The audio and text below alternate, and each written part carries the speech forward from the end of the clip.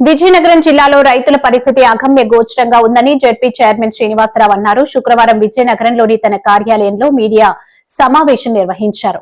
గత ప్రభుత్వంలో కౌలు రైతులతో కలిపి అర్హులందరికీ రైతు భరోసా నిధులు జమ చేశామని, ఈ ప్రభుత్వంలో జిల్లాలో సుమారు 40,000 మంది రైతులకు అన్నదాత సుఖీభవ అందలేదన్నారు. గతంలో కూడా ట్యాక్స్ ద్వారా పెట్టినప్పుడు ట్యాక్స్ వచ్చి డిఏలు పెడతారు, డిస్ప్లేషన్కి కంప్యూటర్ 2 నెలలు 3 నెలలు ప్రొక్యూర్మెంట్. వాళ్ళు ఏం చెప్తున్నారు, సొసైటీ ఎగ్జిక్యూటివ్ దగ్గరికి వెళ్ళండి, నా పాస్వర్డ్ సొసైటీ ఎగ్జిక్యూటివ్ ఉంది, మీరు అతన్ని కలిసి వస్తే నేను ప్రొక్యూర్మెంట్ చేస్తానని అంటున్నారు. డిఏ నేను తీసుకొచ్చాను స్వయంగా, అతను మీరు యాక్షన్ తీసుకున్నారు. అంటే ఎన్ని మా దృష్టికి వస్తాయి, ఎన్ని మేము తీసుకొస్తాం? అసలు మానిటరింగ్ సిస్టమ్ ఏది? అసలు డిఏ ప్రొక్యూర్మెంట్కి వెళ్ళే రైతుకి సొసైటీ ఎగ్జిక్యూటివ్ కాలం అనే విధానం ఏంటి?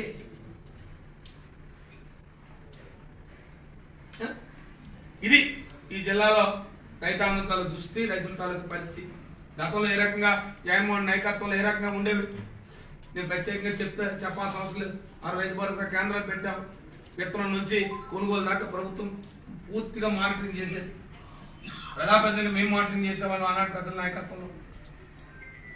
వాళ్ళు అలాంటి పరిస్థితులు కాబట్టి ఇవాళ అనేక అంశాలు దృష్టి తీసుకొచ్చాం.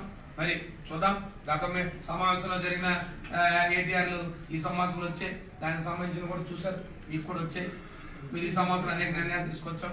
మరి పక్క వైద్యం దృష్టి కూడా చాలా ఆందోళనకరంగా ఉంది. వైద్యం పరిస్థితి కూడా మరి ఒక ప్రధానమైన వ్యాధితో మరి చనిపోయాడు, దానికి ఏదో ఇంటర్వ్యూషన్ చెప్తున్నారు.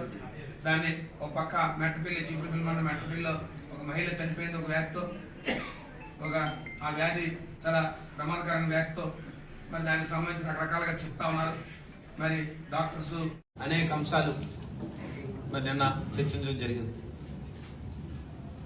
మరి నేను ప్రధానంగా మేము అనేక సందర్భాల్లో చెప్తా ఉన్నాం, ఈ జిల్లాలో ముఖ్యంగా ఉత్తరాంధ్ర ప్రాంతంలో కానీ విజయనగరం జిల్లాలో కానీ ప్రధానంగా వ్యవసాయ ఆధారిత ప్రాంతం. ఇక్కడ ఉన్న వాళ్ళందరూ కూడా రైతులు ఎక్కువగా రైతు కూలీలు. ప్రధానంగా వారి తాలూకా బాగోగులు కానీ ప్రభుత్వాలు చూడాల్సిన బాధ్యత ఉందని చెప్పి అనేక అంశాలు నేను ఒక ప్రధాన ప్రతిపక్ష పార్టీగా జిల్లా చైర్మన్ గా నా బాధ్యతగా నేను ప్రభుత్వం దృష్టికి తీసుకొచ్చాను.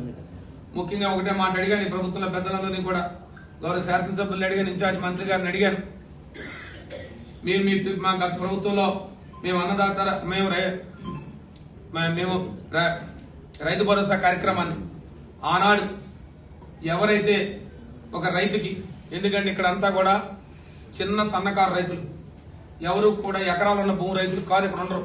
ఇక్కడ అందరూ కూడా 5 సెంట్లు 10 సెంట్లు కూడా తనకున్న భూమిని తన తండ్రి ఇచ్చిన తాత ఇచ్చిన ఆస్తిని తను దాన్ని సాగు చేసుకుంటూ తన ఆస్తిగా భావిస్తూ తాను కూలీగా వెళ్లి కార్యక్రమాలు చేసి కుటుంబాన్ని పోషించే విధంగా ఉండే ఎక్కువగా వ్యవసాయ ఆధారిత ప్రాంత వ్యవసాయ కూలీ.